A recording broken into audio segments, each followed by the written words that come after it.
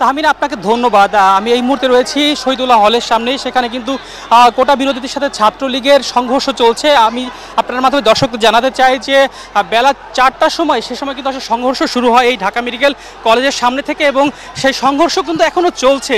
শহীদুল্লাহ হলের ছাত্রদের সাথে কিন্তু অন্যান্য যে কোটা বিরোধী ছাত্ররা, তারাও কিন্তু অংশ নিয়েছে এই ছাত্রলীগের সাথে সংঘর্ষে।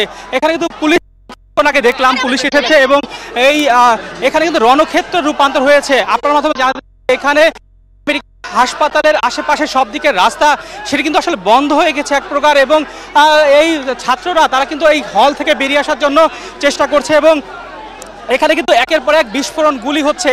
আমরা দেখতে পেয়েছি ইতোমধ্যে 2জন ছাত্রকে গুলিবিদ্ধ অবস্থায় হাসপাতালে ভর্তি করা হয়েছে, এবং বাকিদের কিন্তু আসলে অনেকের অবস্থা খুবই খারাপ। এখানে ব্যাপক পরিমাণ পুলিশ মোতায়েন রয়েছে এবং প্রচুর পরিমাণে ইট পাটকেল নিক্ষেপ করা হচ্ছে, এবং ছাত্ররা এবং ছাত্রলীগ তারা দুভয় কিন্তু বিভিন্ন স্লোগান দিয়ে এখানে উত্তাল করে ফেলেছে, এবং সাধারণ রোগীরা তারা কিন্তু এই হাসপাতালে আসা কিংবা যাওয়া দুটোই কিন্তু করতে পারছে না।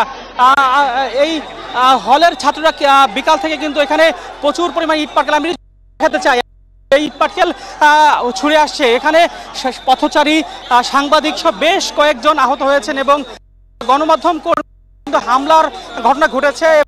আসলে দুই পক্ষই কিন্তু এখানে বিক্ষোভ হয়েছেন, এবং এখানকার আসলে বলার বাহিরে পুলিশ কিন্তু আসলে ছিল না। কিছুক্ষণ আগে পুলিশ এসেছেন এবং তাদের আসলে এই তাদের থামানোর চেষ্টা করছেন, কিন্তু আসলে এখন পর্যন্ত কিন্তু আসলে এই আন্দোলন, এই সংঘর্ষ আসলে থামার কোনো সম্ভাবনা দেখছি না। কিন্তু এবং একের পর এক কিন্তু আসলে এই হামলার সংখ্যা এবং সংঘর্ষ কিন্তু বেড়েই চলছে। আপনাকে দেখাতে চাই, পুলিশ কিন্তু রাইট কন্ট্রোল কার নিয়ে এসেছেন এবং এখান থেকে আসলে দুই পক্ষকেই সরিয়ে ফেলার চেষ্টা করছে, এবং নানা স্লোগান, সেই স্লোগানগুলো দিচ্ছেন ছাত্ররা, এবং তারা কিন্তু এই জায়গাগুলো পুরোটা জুড়ে কিন্তু রণক্ষেত্রে রূপান্তর হয়েছে। যদি দর্শকদের দেখাতে চাই আপনার মাধ্যমে যে এই জায়গাটা জুড়ে কিন্তু আসলে কি ঘটছে সেটা কিন্তু আসলে সুস্পষ্ট নয় আমাদের মধ্যে, কারণ ত্রিমুখী সংঘর্ষ যাকে বলে,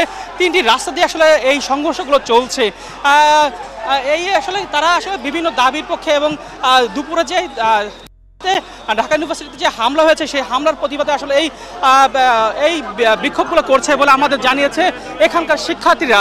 তাছাড়া যদি আপনাকে বলি যে এই শিক্ষার্থীরা তারা কিন্তু এখানে প্রক্রিয়া থাকার পরেও কিন্তু আসলে তাদের সামলানো আছে না, এবং আমি দেখাতে চাই আসলে এখানে ছাত্ররা বেরিয়ে আসার চেষ্টা করছে এই গেট ভেঙে। আমি আপনাকে আরেকটা বিষয় জানাই যে এই হামলা, এই সংঘর্ষ কিন্তু এখন পর্যন্ত ঢাকা মেডিকেলে প্রায় 2 শতাধিক শিক্ষার্থী, ছাত্রলীগের সদস্য তারা কিন্তু এই আহত হয়েছেন এবং তারা ভর্তি হয়েছে। অনেকের আসলে অবস্থা আশঙ্কা, 2জন রয়েছেন আইসিইউতে, এমনটি খবর আমরা জানতে পেরেছি। এবং এই সংঘর্ষগুলো আসলে এই এলাকা পুরোটা রণক্ষেত্রে রূপান্তর হয়েছে। তাহলে সব বিষয়গুলো আসলে এই বিষয়গুলো যদি সব এখন জন্ম সনদ দিয়ে খোলো বিকাশ স্টুডেন্ট অ্যাকাউন্ট। নিজের বিকাশ নিজে কর।